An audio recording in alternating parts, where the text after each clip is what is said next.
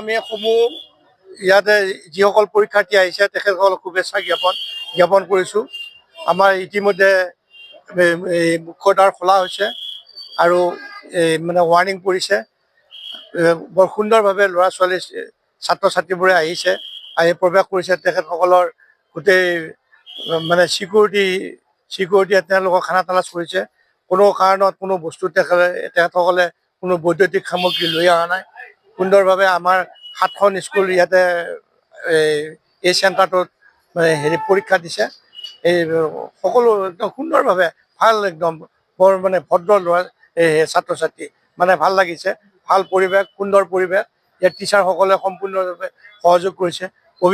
অভিভাৱকসকলে চৰকাৰৰ নীতি নিয়ম মানিছে সুন্দৰভাৱে। তেখেতসকলে নিজৰ ছাত্ৰ ছাত্ৰীবোৰ, ল'ৰা ছোৱালীবোৰ লৈ ইয়াত থৈ তেওঁলোকে ইয়াৰ চেণ্টাৰৰ পৰা আঁতৰি গৈছে। ভাল লাগিছে। এটা সুন্দৰ ভাল বাতাবৰণ এটা সৃষ্টি হৈছে আৰু আশা কৰিছোঁ আহি থকা দিনবোৰতো আমাৰ এই পৰীক্ষা হলত এই চেণ্টাৰটিত সুন্দৰভাৱে সুচাৰুৰূপে পৰীক্ষা পৰিচালনা হ'ব, এইখিনি কামনা কৰিছোঁ। আৰু সাংবাদিকসকলৰো সহযোগিতা, সকলো প্ৰকাৰৰ সহায় সহযোগিতা আমি কামনা কৰিছোঁ। ধন্যবাদ।